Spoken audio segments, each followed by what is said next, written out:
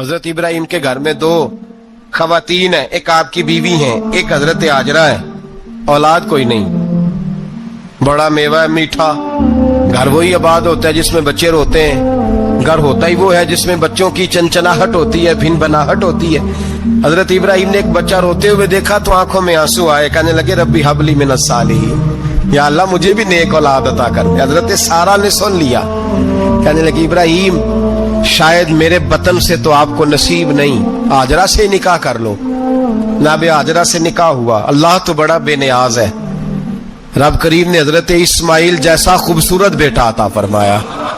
بیٹا کالا سیاہ بھی ہو تو سینے کی ٹھنڈک ہوتا ہے، پر یہ تو وہ بیٹا ہے جس کی پیشانی میں نور محمدی چمکتا ہے صلی اللہ علیہ وسلم. حضرت سیدنا اسماعیل علیہ اتنے خوبصورت. اب جس بیوی کے یہاں بیٹا تھا، بیٹھنا اٹھنا بھی زیادہ اس کے پاس، آنا جانا بھی اس کے پاس، توجہ ادھر ہو گئی. جناب سارا رشک کرنے لگی. ایک دن کہنے لگی اسے چھوڑ آ جنگل میں، وادی غیر ذی زرع مکے کے پاس. بھائی ایک بیٹا عالم دین بنا لو. کہنے لگا روٹی کہاں سے کھائے گا؟ تیرے 5 بیٹے ہیں، کو حافظ قرآن بنا، کہتے روٹی کہاں سے کھائے گا؟ وہ بچہ بھی کہتا ہے میں کہاں سے کھاؤں گا. حضرت ابراہیم علیہ السلام تو چند مہینے کا بچہ چھوڑ آئے تو کہاں سے روٹی کھائی؟ حضرت اسماعیل نے کہاں سے کھائی؟ ان کی اماں نے روٹی. بھوکے مر جاتے ہیں یہ سارے. میں بڑی ذمہ داری سے کہا کرتا ہوں کہ جتنی خوبصورت روٹی اللہ کریم دین کے خادموں کو عطا کرتا ہے شاید کسی اور کے نصیب ہوتی ہو، لیکن ہم لوگ توجہ ہی نہیں کر رہے. ہمارا ذوق ہی نہیں بن رہا، ہم یہ محنت ہی نہیں کر رہے کہ قوم کو مستند علماء کی ضرورت ہے. علاقوں کے علاقے خالی ہیں، ادھر ہمارا مزاج ہی نہیں بن رہا، توجہ ہی نہیں دین کی خاطر. اور پھر چلے بچے تو بعد کی بات ہے نا، جو ابھی خود جوان ہے وہ بھی تو یہ دعا. ایک صاحب مجھے کہنے لگے میں دعا مانگ رہا ہوں اللہ مجھے بیٹا دے تو میں اسے دین پہ لگاؤں گا. تو میں نے کہا آپ بھی بوڑھے نہیں ہوئے، آپ خود ہی لگ جائیں. بیٹا تو ابھی آئے گا تو لگے گا نا. تو آپ تو اس وقت ہے تو آپ تو پہلے لگے نا صاحب. 2 گھنٹے تو نکال کے آئے، دین سیکھنے کو کافی ہے. آپ اتنی لمبی سوچ رہے ہیں کہ بچہ آئے گا تو بڑا ہوگا تو وہ جائے گا تو دیکھی جائے گی. ابھی تو آپ ہیں تو آپ تو آؤ. حضرت ابراہیم نے بچہ وہاں چھوڑا.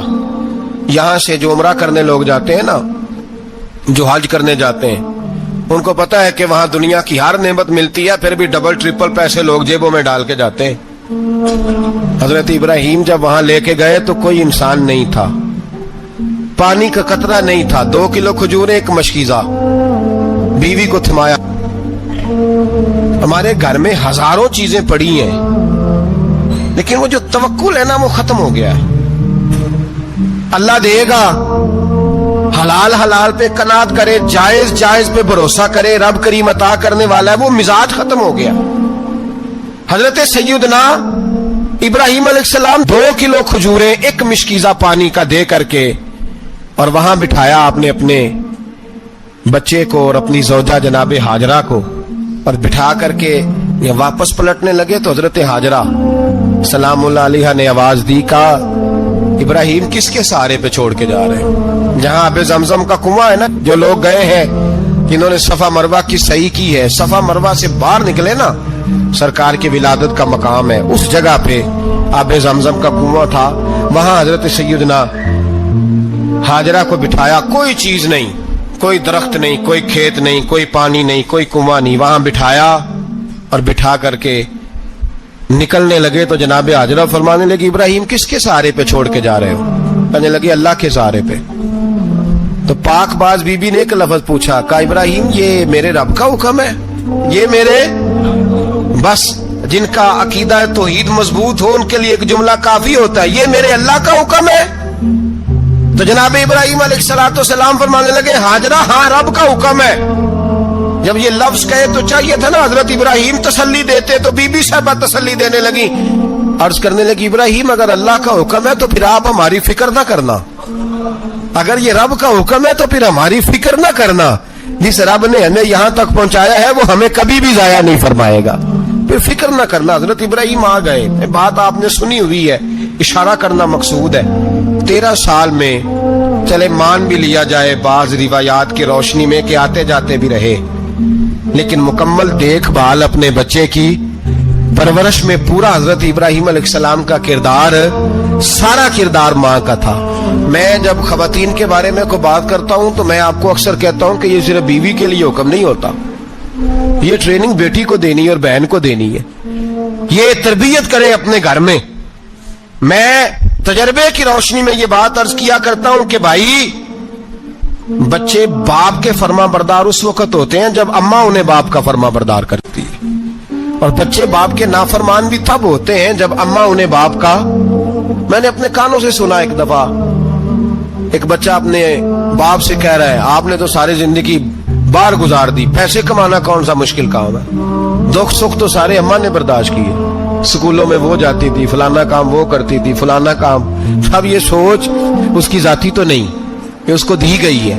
और अगर उसको ये सोच दे दी जाए कि अम्मा कहे कि मैं तो अपनों में रही सारी जिंदगी, मैंने तो अपनों में वक्त गुजारा, और तेरा बाप तो कई दफा जनाजे भी नहीं पढ़ सका, उसने तो माँ बाप ऐसे दफन कर दिए, वो अगर ये सोच फराहम करे तो फिर बच्चा बाप का फर्मा बरदार होता है। और ये वाली रिवायतें हम बीवी को सुनाते हैं, हालांकि किसको सुनानी चाहिए? बोलिए, बहन और बेटी को। बहन और बेटी को सुनाएं ये बातें, उनको समझाएं, ताकि आगे जाके वो जो घर तरतीब दे वो घर बड़ा उम्दा और निखरा हुआ हो। हजरत सैयदना इब्राहिम 13 साल के बाद आए, चूंकि घर में अल्लाह तबारक व तआला की दोस्ती का चर्चा था, अल्लाह तबारक व तआला की महबूबियत का गलबा था। 13 साल के बाद फलम्मा बालगा माँ हुसा, या बेटा जब इतना बड़ा हुआ कि साथ चलने लगा, तो हजरत इब्राहिम ने अपने बेटे को बुला के कहा, बेटा मुझे ख्वाब आई है, मैं तुझे ज़िबा कर रहा हूँ, तेरी क्या रजा है? तो हजरत इस्माइल कहने लगे, या अबा तिफ़अल मा तुअमर, अब्बा जी अल्लाह जैसे हुक्म देता है मेरे साथ वैसे ही करें, जैसे अल्लाह हुक्म देता है वैसे ही, बोलिए, वैसे ही करें। हजरत हाजरा को कहा कि एक दोस्त ने दावत की है तो वहां जा रहे हैं, बीबी मुतमईन है, तफसीलात की जरूरत नहीं, खत्म बात, एतबार है, मुतमईन हो गई। शैतान पीछे से आया अम्मा के पास, जरा थोड़ी देर के लिए तसव्वुर जमाइए, यहां तो पड़ोसन आके कोई बात बता देती है खावंद के बारे में तो कई महीने झगड़ा जारी रहता है, पड़ोसन मल्लेदार। शैतान ने आके बताया, लफ्ज क्या है? कहा, हाजरा तुम्हें पता है कहां जा रहे हैं? कहा, दोस्त की दावत में। तो कहने लगे, दोस्त कौन है? रब करीम। और इब्राहिम का ख्याल है कि उस रब ने मुझे हुक्म दिया है कि मैं ज़िबा करूं। तो हजरत हाजरा कहने लगी, कभी बाप भी बेटा ज़िबा करते हैं? तो शैतान कहने लगा, उनका ख्याल है कि उनके रब ने हुक्म दिया है। जनाब हाजरा फरमाने लगी, अगर रब ने हुक्म दिया तो फिर तू मुझे शैतान लगता है, तू मुझे शैतान लगता है। का क्या मतलब? फरमाने लगी, अगर रब करीम का हुक्म है तो मेरे पास एक इस्माइल है, अगर 1000 भी होते मैं सारे अल्लाह के रास्ते में पेश कर दे देती। मालिक का ही तो है सारा कुछ, उसी का है, इसमें लैतुल अल्लाह की क्या गुंजाइश? हजरत सैयदना इब्राहिम अलैहिस्सलाम ने बेटे के हलक पे छुरी रख भी दी और छुरी चला भी दी, रख भी दी, और वो तो अल्लाह करीम ने फरमाया, या इब्राहिम कद सदक़्ता रुया, इब्राहिम तूने ख्वाब सच्चा कर दिखाया, वो कयामत तक तेरा नाम रहेगा। हजरत इब्राहिम ने वतन भी दिया, जान भी दी, बेटा भी, अल्लाह करीम ने दुम्बे दिए, फरमाया ये फिदिया है। अब ये कुर्बानी कयामत तक हजरत इब्राहिम के तरीके के मुताबिक जारी है। हजरत इब्राहिम बहुत बड़े मेहमान नवाज थे, बहुत बड़े। आप जब मिस्र में कयाम था तो बड़े बड़े लंबे चौड़े लंगर पकते थे, लोग आया जाया करते थे, बड़ा तफसील के साथ खाना होता था। मेहमान नवाजी आपकी खास सिफ्त मुबारका है। हमारे यहाँ भी मेहमान नवाजी होती है अमीरों की, बल्कि अब तो मेहमान नवाजी इस तरह की है कि कल तेरी मेरे पास दावत है और परसों मेरी तेरे पास है। वही अमीरों में वो चक्कर रहता है, पार्टियां दोस्त एक दूसरे को डालते हैं, तेरी तरफ पार्टी तेरी तरफ। और इसी अंदाज में अब ये ईद आएगी ना, टिक्का पार्टियां होंगी जगह जगह, और लोग सवाल पूछने लगे अभी से, कहते हैं कुर्बानी का कितना गोश्त घर रखना जायज है? कुर्बानी का कितना गोश्त घर रखना जायज है? सारा ही जी। इसलिए फ्रीजर ले ले, फ्रिज से नहीं काम चलेगा, सारा ही जहाज घर रखना सारा ही जायज है, रख ले।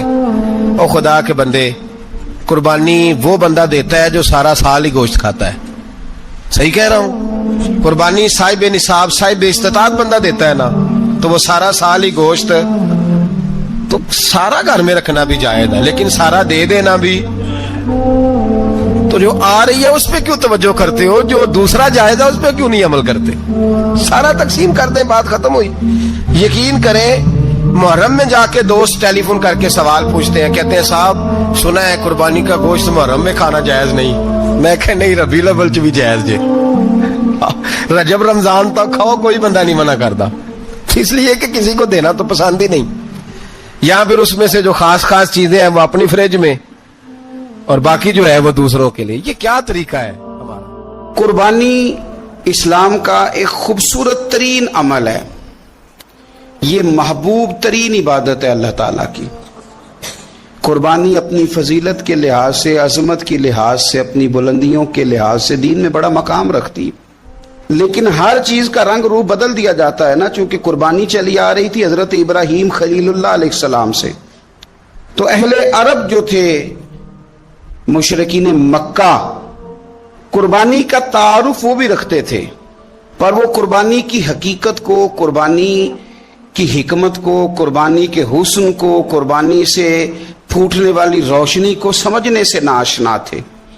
وہ کیا کرتے تھے کہ جب وہ کوئی قربانی کا جانور ذبح کرتے تو اس کا جو خون ہوتا وہ بیت اللہ شریف کی دیواروں کے ساتھ مل دیتے، قربانی کے جانور کا جو گوشت ہوتا وہ لا کے بتوں کے سامنے رکھتے کہ یہ خون کعبے کی دیوار سے خون ملنے سے اور بتوں کے آگے گوشت رکھنے سے شاید ہماری قبولیت ہو جائے گی، ہم نے جانور ذبح کیا ہے۔ کمال ہے میرے رب کریم کی کتاب کا انداز بھی۔ قرآن مجید مختصر الفاظ کے اندر، مختصر جملوں کے اندر، اجمال کے اندر اتنی بڑی تفصیل بیان کر دیتا ہے کہ انسان کے ذہن کے، دل کے، دماغ کے دریچے کھل جاتے ہیں۔ اللہ کھانے پینے سے پاک ہے، بے نیاز ہے مالک۔ رب کریم نے فرمایا لن ینال اللہ لحومها، فرمایا ہرگز نہیں پہنچتا اللہ کی بارگاہ میں تمہارا گوشت، ولا دماؤها، اور نہ ان کے خون، نہ اس جانور کا گوشت اللہ کی بارگاہ میں پہنچتا ہے، نہ خون پہنچتا ہے۔ تو مالک پہنچتا کیا ہے؟ ولیکن ینالہ التقوی منکم، بلکہ رب کی بارگاہ میں تو تمہارے دلوں کا تقوی پہنچتا ہے۔ تمہارے دل میں کیا ہے، تم اپنے رب کی رضا کتنی چاہتے ہو، یہ بات جاتی ہے۔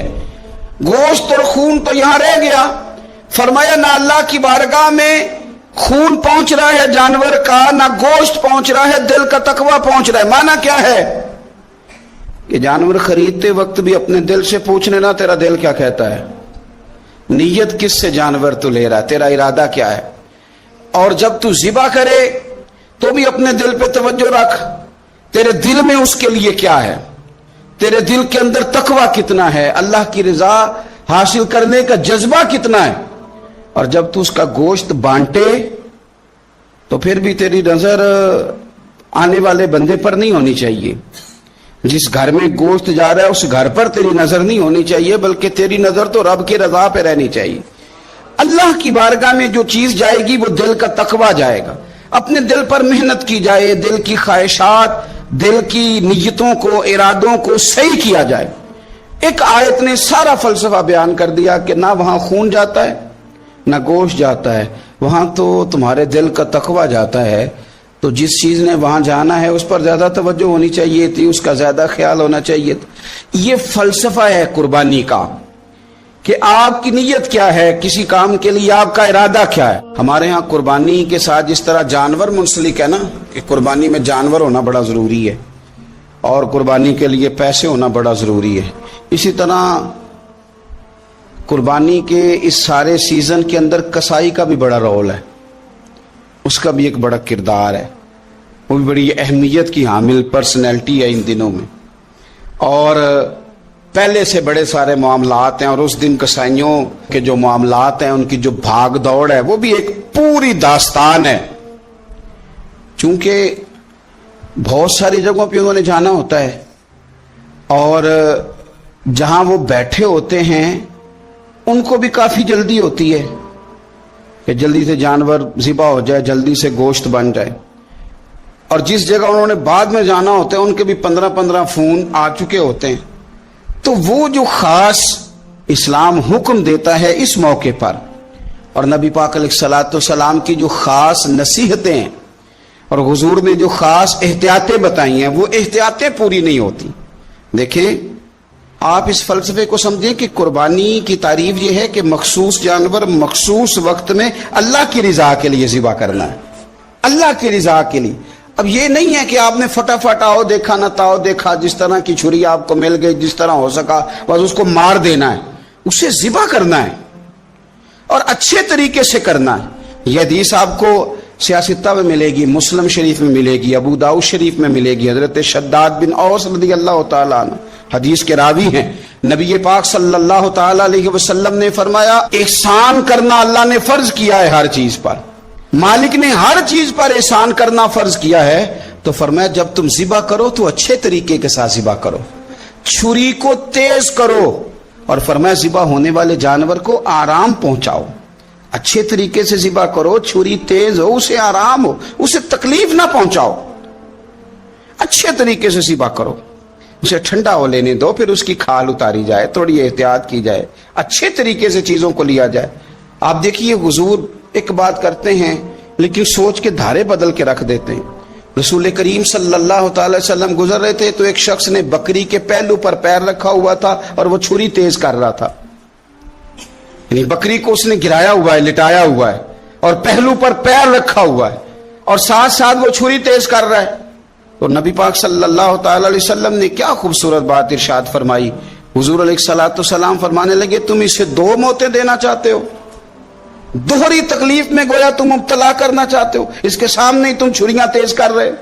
حضور فرمانے لگے 2 موتیں دینا چاہتے ہو, چاہیے تھا کہ پہلے سے یہ سارے اوزار تمہارے تیار ہوتے تو اس دن کسی ایمرجنسی کا شکار نہ ہو. 3 دن شریعت نے اسی لیے تو رکھے تھے, اسی لیے تو وقت رکھا تھا. آپ اس طرح کا کوئی ماحول نہ بنائیں جس سے جانور کو بھی تکلیف ہو, اذیت ہو. میں نے کہا کہ میرے کریم فرماتے ہیں رب نے ہر چیز پر احسان کرنا فرض کیا ہے. اچھے طریقے سے ذبح کریں, چھری کو تیز کریں, جانور کو آرام پہنچائیں. لیکن دکھ کی بات یہ ہے کہ ہم ایک دوسرے کا ساتھ نہیں دیتے. مقروض ذہنی اذیت کا شکار ہے. 3 دن ہے نا عید کے, تو ایک جوڑے سے بھی گزارے جا سکتے ہیں, ایک سے بھی. اکثر لوگ تو ویسے عید کی نماز پڑھ کے سو جاتے ہیں, اور جو بیدار بھی ہیں وہ بھی کپڑے بدل کر کے جانور کے ذبح میں مشغول ہیں. ہم نے اس عید پہ کوشش کرنی ہے کہ ہماری گلی میں, ہمارے محلے میں, ہمارے دائیں بائیں تھوڑا سفر کریں, بچوں کو دیکھیں, سرکاری سکول سے نکلتے بچوں کو دیکھیں, مساجد مدارس سے نکلتے بچوں کو دیکھیں. ہم نہ 1-1 2-2 کا ساتھ دیں. میں نے جمعے میں امیر لوگوں سے کہا تھا کہ قربانیاں کرنی تو ہے ہی, تو تم تو سارا سال گوشت کھاتے ہو. کیا آپ کو بتاؤں کہ ہم اس وطن میں رہتے ہیں جہاں فریج اور فریزر بڑی عید سے پہلے زیادہ بکتے ہیں. فریج نہیں لے آؤ, بڑی لے آؤ, چونکہ گوشت سیو کرنا ہے, سارا سال بھی تو ملتا ہے نا امیروں. میں نے تو کہا تھا اس گاؤں میں لے جاؤ جہاں قربانی کوئی نہیں کر رہا, ذبح ہی وہاں جا کے کر لو. تھوڑی سی گنجائش بنائیں اپنے دلوں میں. یہ ضروری نہیں کہ سامنے والا آپ کا شکریہ بھی ادا کرے, اپنے گھروں میں تھوڑا حوصلہ قناعت لائیں. حضرت عائشہ صدیقہ رضی اللہ تعالیٰ عنہ فرماتی ہیں ایسا نہیں تھا کہ ہمارے گھر کے اندر مال نہیں آتا تھا, اللہ کے فضل سے بڑا کچھ آتا تھا, لیکن فرماتی ہیں ہم احسار کر دیا کرتے تھے. حضور کا مزاج احسار کر دینے کا ہے. یاد رکھنا شمع سے اگر کئی شمع جل جائیں تو اس کی روشنی میں کبھی کمی نہیں آتی.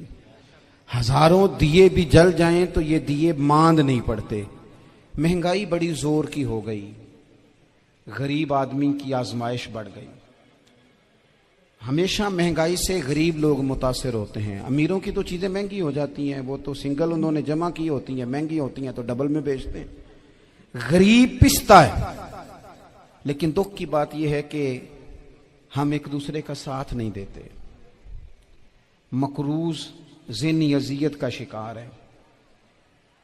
3 دن ہے نا عید کے, تو ایک جوڑے سے بھی گزارے جا سکتے ہیں, ایک سے بھی. اکثر لوگ تو ویسے ہی عید کی نماز پڑھ کے سو جاتے ہیں, اور جو بیدار بھی ہیں وہ بھی کپڑے بدل کر کے جانور کے ذبح میں مشغول ہیں. ہم نے اس عید پہ کوشش کرنی ہے کہ ہماری گلی میں, ہمارے محلے میں, ہمارے دائیں بائیں تھوڑا سفر کریں, بچوں کو دیکھیں, सरकारी स्कूल से निकलते बच्चों को देखें, मसाजिद मदारस से निकलते बच्चों को देखें, हम ना एक एक दो दो का साथ दें। ये जितनी सियासी जमातें काम कर रही हैं, जिनकी हुकूमत थी, जिनकी है, पता नहीं कल किसकी आएगी, मैं तो ज़ाती तौर पर इनसे पूरा मायूस हूँ। मुझे तो नहीं लगता कि जितने लोग आज तक हुकूमत कर चुके हैं, बार बार आते हैं या पिछली हुकूमत गई है, इनके पास कोई प्लान ही नहीं है। ये तो बेचारे एक दूसरे की टांगें खींचने के अलावा ना कुछ कर सके हैं, ना उम्मीद है कुछ करेंगे। लेकिन गरीब की तकलीफ बढ़ गई है। मेरे पास 20 लोग आते हैं, आते तो वो दुआ का कहने हैं, आते तो सिर्फ ये बताने हैं कि इस मुश्किल में हूँ, दुआ करना। लेकिन दोस्तों, लोगों की बातें सुन के बड़ी तकलीफ होती है। हम क्या किसी की मदद कर सकते हैं? हमारे लिए तो मदारस चलाने मुश्किल हैं, लेकिन लोग अजियत का शिकार हैं। ज़हनी कर्ब के नीचे लोग आ गए, इतनी बड़ी अजियतें खड़ी कर दी गई हैं। थोड़ा थोड़ा देखो, 2 का खाना 3 भी तो खा ही सकते हैं ना, 3 का खाना 4 भी तो खा ही सकते हैं ना। मेरे महबूब ने हमें ये नहीं कहा था ज्यादा गोश्त पकाना, बल्कि रसूल पाक ने तो रंग ही बड़ा सादा दिया है। करीम ने फरमाया, आयशा शोरबा जरा ज्यादा कर लो, पड़ोसियों को भी सालन दे देंगे, थोड़ा शोरबा ज्यादा कर लो, इसी को बढ़ा लो, थोड़ा शोरबा बढ़ा लें, थोड़ा थोड़ा एक दूसरे की मदद करें, दस्त शफकत रखें। गलियों में सुनसान लोग, अब तो लोग एक दूसरे से दुख भी नहीं कहते, वो कहते हैं देना किसी ने है कुछ नहीं, और तमाशा अलग से बन जाएगा। दोस्तों, हमने खुद एक दूसरे का हाथ बटाना है। जो लोग साहिब सरबत हैं, देखो एक ही बाप की औलाद होती है, एक को अल्लाह बड़ा नवाज देता है, 2-3 कमजोर रह जाते हैं, उसको चाहिए वो दूसरों पे दस्ते शफकत रखे। एक गली में सारे लोग एक ही कबीले के, एक ही इलाके के, एक आगे निकल गया है, उसे चाहिए वो दूसरों का ख्याल करे। अजीज भाइयों, हमने इस कमर तोड़ महंगाई के दौर में, मैंने जुमे में अमीर लोगों से कहा था कि कुर्बानियां करनी तो है ही, तो तुम तो सारा साल गोश्त खाते हो। क्या आपको बताऊं कि हम उस वतन में रहते हैं जहां फ्रिज और फ्रीजर बड़ी इससे पहले ज्यादा बिकते हैं। फ्रिज नहीं ले आओ, बड़ी ले आओ, चूंकि गोश्त सेव करना है, सारा साल भी तो मिलता है ना अमीरों। मैंने तो कहा था उस गांव में ले जाओ जहां कुर्बानी कोई नहीं कर रहा, ज़िबाई वहां जाके कर लो, थोड़ी सी गुंजाइश बनाएं अपने दिलों में।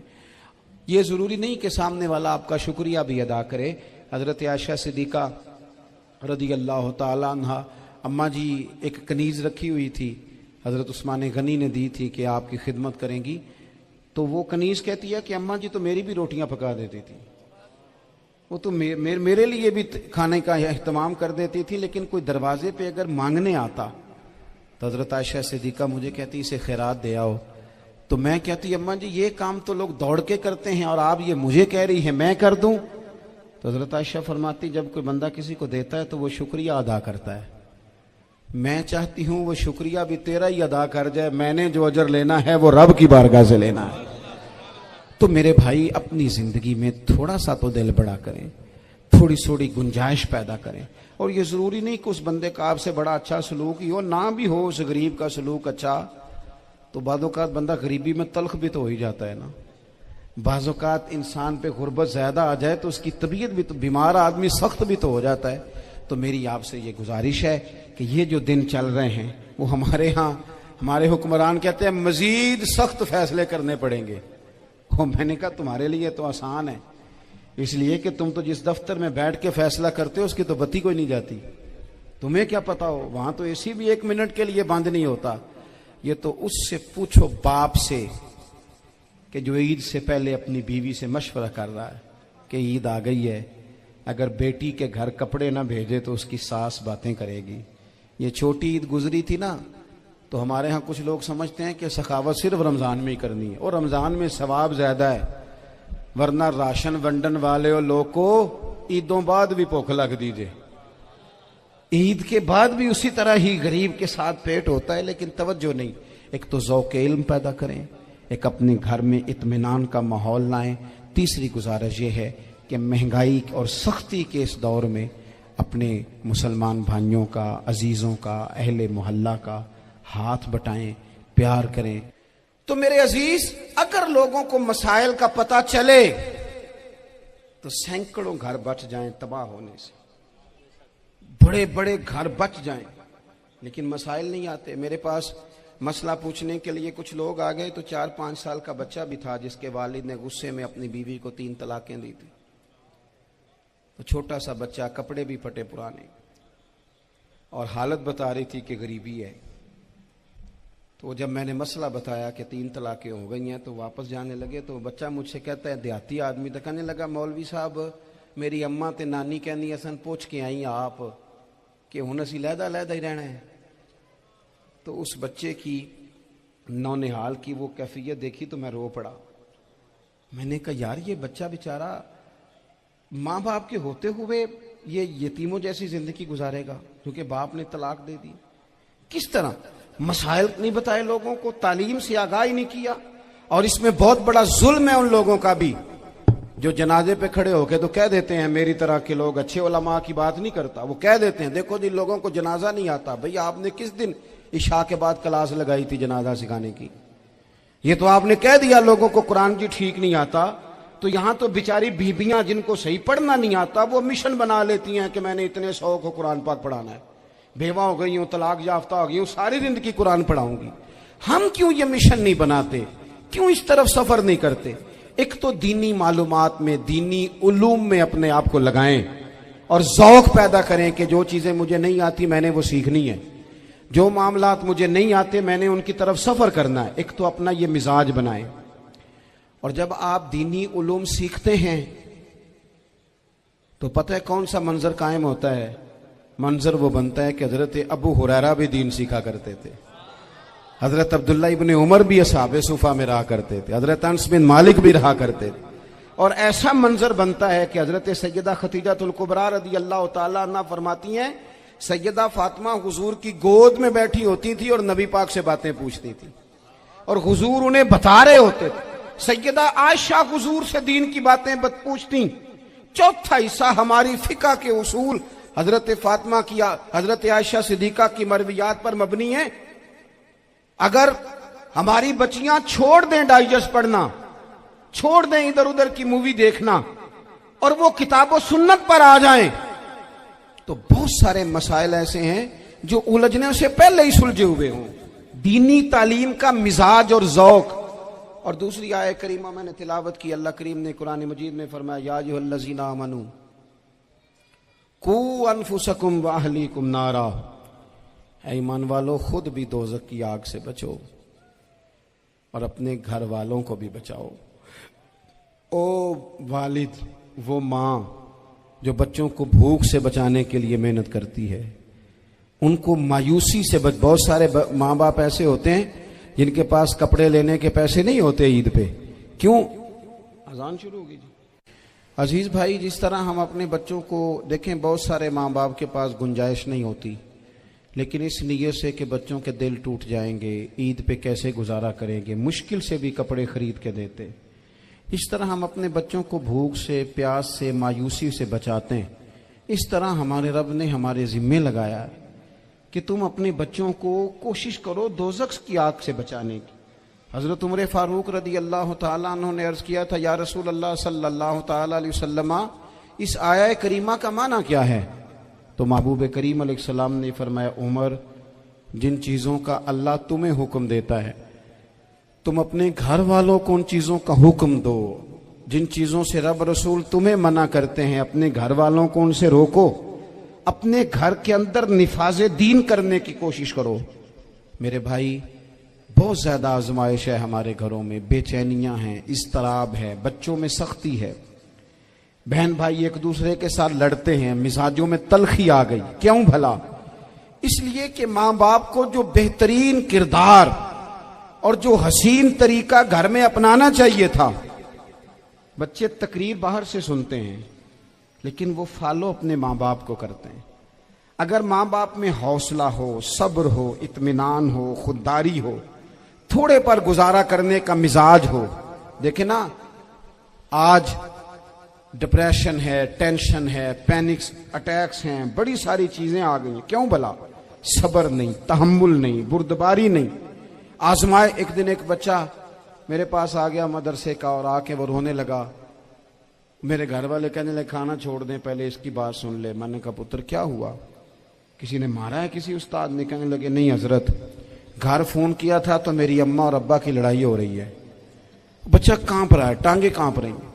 मैंने कहा क्या हो क्या गया तुम्हें पुत्र, लड़ाई हो रही है तो घरों में हो ही जाती है। कहने लगे नहीं, आपको पता नहीं वो बड़ा सख्त लड़ते हैं। मेरे वालिद जब मेरी वालदा को मारने के लिए आगे बढ़ते हैं तो हम सारे चारपाइयों के नीचे छुप जाते हैं, हमें खौफ आता है, वो मंजर खतरनाक होता है। ये कौन तकलीफ दे रहा है अपने बच्चों को? यहां बैठे हमारे यहां मीलों दूर रहते थे उसके घर वाले, तो वो तकलीफ में था, तो घर में क्या कैफियत होगी?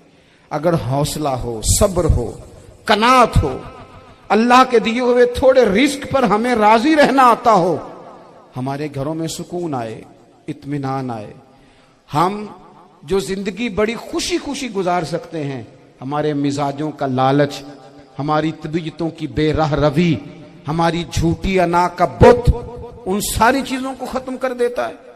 अपनी जिंदगी के अंदर अगर हम वो किरदार अपने बच्चों को दें, थोड़ा शोरबा बढ़ा लें, थोड़ा थोड़ा एक दूसरे की मदद करें, दस्त शफकत रखें। गलियों में सुनसान लोग, अब तो लोग एक दूसरे से दुख भी नहीं कहते, वो कहते हैं देना किसी ने है कुछ नहीं, और तमाशा अलग से बन जाएगा। दोस्तों, हमने खुद एक दूसरे का हाथ बटाना है। जो लोग साहिब सरबत हैं, देखो एक ही बाप की औलाद होती है, एक को अल्लाह बड़ा नवाज देता है, 2-3 कमजोर रह जाते हैं, उसको चाहिए वो दूसरों पे दस्ते शफकत रखे। एक गली में सारे लोग एक ही कबीले के, एक ही इलाके के, एक आगे निकल गया है, उसे चाहिए वो दूसरों का ख्याल करे। अजीज भाइयों, हमने इस कमर तोड़ महंगाई के दौर में, मैंने जुमे में अमीर लोगों से कहा था कि कुर्बानियां करनी तो है ही, तो तुम तो सारा साल गोश्त खाते हो। क्या आपको बताऊं कि हम उस वतन में रहते हैं जहां फ्रिज और फ्रीजर बड़ी से पहले ज्यादा बिकते हैं। फ्रिज नहीं ले आओ, बड़ी ले आओ, चूंकि गोश्त सेव करना है, सारा साल भी तो मिलता है ना अमीरों को। मैंने तो कहा था उस गांव में ले जाओ जहां कुर्बानी कोई नहीं कर रहा, ज़िबाई वहां जाके कर लो। थोड़ी सी गुंजाइश बनाएं अपने दिलों में। ये जरूरी नहीं कि सामने वाला आपका शुक्रिया भी अदा करे। हजरत आयशा सिद्दीका रदी अल्लाह ताला अन्हा, अम्मा जी एक कनीज रखी हुई थी, हजरत उस्मान गनी ने दी थी कि आपकी खिदमत करेंगी, तो वो कनीज कहती है कि अम्मा जी तो मेरी भी रोटियां पका देती थी, वो तो मेरे लिए भी खाने का एहतमाम कर देती थी, लेकिन कोई दरवाजे पे अगर मांगने आता तो हजरत आयशा सिद्दीका मुझे कहती इसे खैरात दे आओ। तो मैं कहती अम्मा जी ये काम तो लोग दौड़ के करते हैं और आप ये मुझे कह रही है मैं कर दूं? तो हजरत आयशा फरमाती जब कोई बंदा किसी को देता है तो वो शुक्रिया अदा करता है। मैं चाहती हूं वो शुक्रिया भी तेरा ही अदा कर जाए, मैंने जो अजर लेना है वो रब की बारगाह से लेना है। तो मेरे भाई अपनी जिंदगी में थोड़ा सा तो दिल बड़ा करें, थोड़ी थोड़ी गुंजाइश पैदा करें। और ये जरूरी नहीं कि उस बंदे का आपसे बड़ा अच्छा सलूक ही हो, ना भी हो उस गरीब का सलूक अच्छा, तो बाज़-औक़ात बंदा गरीबी में तल्ख भी तो हो ही जाता है ना। बाज़-औक़ात इंसान पे गुर्बत ज्यादा आ जाए तो उसकी तबीयत भी तो, बीमार आदमी सख्त भी तो हो जाता है। तो मेरी आपसे ये गुजारिश है कि ये जो दिन चल रहे हैं वो हमारे यहाँ हमारे हुक्मरान कहते हैं मजीद सख्त फैसले करने पड़ेंगे। वो मैंने कहा तुम्हारे लिए तो आसान है, इसलिए कि तुम तो जिस दफ्तर में बैठ के फैसला करते हो उसकी तो बत्ती कोई नहीं जाती, तुम्हें क्या पता हो, वहां तो एसी भी 1 मिनट के लिए बंद नहीं होता। ये तो उससे पूछो बाप से कि जो ईद से पहले अपनी बीवी से मशवरा कर रहा है कि ईद आ गई है, अगर बेटी के घर कपड़े ना भेजे तो उसकी सास बातें करेगी। ये छोटी ईद गुजरी थी ना, तो हमारे यहाँ कुछ लोग समझते हैं कि सखावत सिर्फ रमजान में ही करनी है, और रमजान में सवाब ज्यादा है, वरना राशन वंडन वाले लोग को ईदों बाद भी भूख लग दीजिए, ईद के बाद भी उसी तरह ही गरीब के साथ पेट होता है, लेकिन तवज्जो नहीं। एक तो ज़ौक़ इल्म पैदा करें, एक अपने घर में इत्मीनान का माहौल लाएं। तीसरी गुजारिश ये है कि महंगाई और सख्ती के इस दौर में अपने मुसलमान भाइयों का, अजीज़ों का, अहले मोहल्ला का हाथ बटाएं, प्यार करें। तो मेरे अजीज, अगर लोगों को मसाइल का पता चले तो सैकड़ों घर बच जाएं तबाह होने से, बड़े बड़े घर बच जाएं, लेकिन मसाइल नहीं आते। मेरे पास मसला पूछने के लिए कुछ लोग आ गए, तो 4-5 साल का बच्चा भी था जिसके वालिद ने गुस्से में अपनी बीवी को 3 तलाकें दी थी। तो छोटा सा बच्चा, कपड़े भी फटे पुराने, और हालत बता रही थी कि गरीबी है। تو جب میں نے مسئلہ بتایا کہ 3 طلاقیں ہو گئی ہیں تو واپس جانے لگے، تو بچہ مجھ سے کہتا ہے دیہاتی آدمی تو کہنے لگا مولوی صاحب میری اماں تے نانی کہنی اسن پوچھ کے آئی آپ کہ ہن اسی لہدا ہی رہنا ہے۔ تو اس بچے کی نونہال کی وہ کیفیت دیکھی تو میں رو پڑا۔ میں نے کہا یار یہ بچہ بیچارہ ماں باپ کے ہوتے ہوئے یہ یتیموں جیسی زندگی گزارے گا کیونکہ باپ نے طلاق دے دی۔ کس طرح مسائل نہیں بتائے لوگوں کو، تعلیم سے آگاہی نہیں کیا۔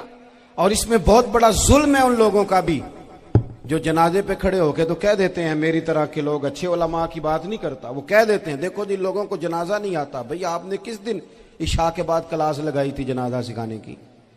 یہ تو آپ نے کہہ دیا لوگوں کو قرآن جی ٹھیک نہیں آتا، تو یہاں تو بیچاری بیبیاں جن کو صحیح پڑھنا نہیں آتا وہ مشن بنا لیتی ہیں کہ میں نے اتنے 100 کو قرآن پاک پڑھانا ہے، بیوہ ہو گئی ہوں، طلاق یافتہ ہو گئی ہوں، ساری زندگی قرآن پڑھاؤں گی۔ ہم کیوں یہ مشن نہیں بناتے؟ کیوں اس طرف سفر نہیں کرتے؟ ایک تو دینی معلومات میں، دینی علوم میں اپنے آپ کو لگائیں اور ذوق پیدا کریں کہ جو چیزیں مجھے نہیں آتی میں نے وہ سیکھنی ہے، جو معاملات مجھے نہیں آتے میں نے ان کی طرف سفر کرنا ہے۔ ایک تو اپنا یہ مزاج بنائیں، اور جب آپ دینی علوم سیکھتے ہیں تو پتہ ہے کون سا منظر قائم ہوتا ہے؟ منظر وہ بنتا ہے کہ حضرت ابو ہریرہ بھی دین سیکھا کرتے تھے، حضرت عبداللہ ابن عمر بھی اصحاب صفہ میں رہا کرتے تھے، حضرت انس بن مالک بھی رہا کرتے تھے، اور ایسا منظر بنتا ہے کہ حضرت سیدہ خدیجہ الکبریٰ رضی اللہ تعالیٰ عنہ فرماتی ہیں سیدہ فاطمہ حضور کی گود میں بیٹھی ہوتی تھی اور نبی پاک سے باتیں پوچھتی تھی اور حضور انہیں بتا رہے ہوتے تھے۔ سیدہ عائشہ حضور سے دین کی باتیں پوچھتی۔ چوتھا حصہ ہماری فقہ کے اصول حضرت فاطمہ کی، حضرت عائشہ صدیقہ کی مرویات پر مبنی ہیں۔ اگر ہماری بچیاں چھوڑ دیں ڈائجسٹ پڑھنا، چھوڑ دیں ادھر ادھر کی مووی دیکھنا اور وہ کتاب و سنت پر آ جائیں تو بہت سارے مسائل ایسے ہیں جو الجھنے سے پہلے ہی سلجھے ہوئے ہوں۔ دینی تعلیم کا مزاج اور ذوق۔ اور دوسری آیت کریمہ میں نے تلاوت کی، اللہ کریم نے قرآن مجید میں فرمایا یا ایھا الذین آمنوا قوا انفسکم واہلیکم نارا، اے ایمان والو خود بھی دوزخ کی آگ سے بچو اور اپنے گھر والوں کو بھی بچاؤ۔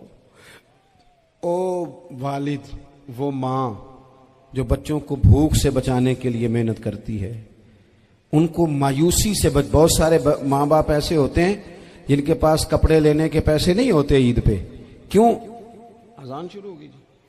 عزیز بھائی، جس طرح ہم اپنے بچوں کو دیکھیں، بہت سارے ماں باپ کے پاس گنجائش نہیں ہوتی، لیکن اس نیت سے کہ بچوں کے دل ٹوٹ جائیں گے، عید پہ کیسے گزارا کریں گے، مشکل سے بھی کپڑے خرید کے دیتے۔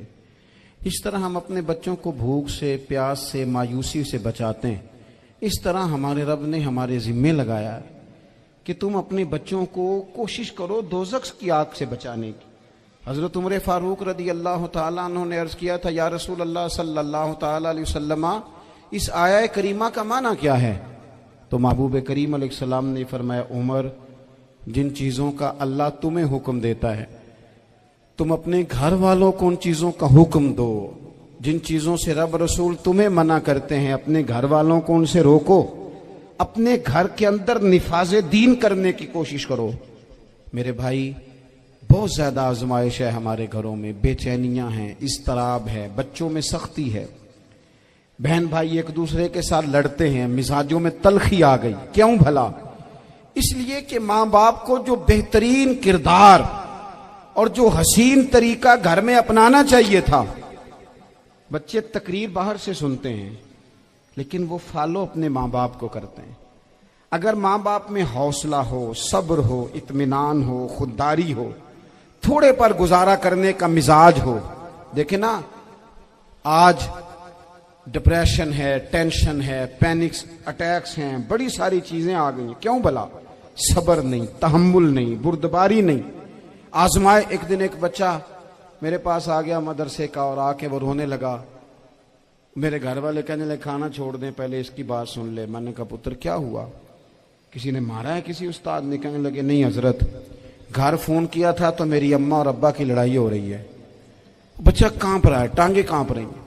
میں نے کہا کیا ہو کیا گیا تمہیں پتر؟ لڑائی ہو رہی ہے تو گھروں میں ہو ہی جاتی ہے۔ کہنے لگے نہیں، آپ کو پتہ نہیں، وہ بڑا سخت لڑتے ہیں، میرے والد جب میری والدہ کو مارنے کے لیے آگے بڑھتے ہیں تو ہم سارے چارپائیوں کے نیچے چھپ جاتے ہیں، ہمیں خوف آتا ہے، وہ منظر خطرناک ہوتا ہے۔ یہ کون تکلیف دے رہا ہے اپنے بچوں کو؟ یہاں بیٹھے ہمارے ہاں میلوں دور رہتے تھے اس کے گھر والے، تو وہ تکلیف میں تھا، تو گھر میں کیا کیفیت ہوگی؟ اگر حوصلہ ہو، صبر ہو،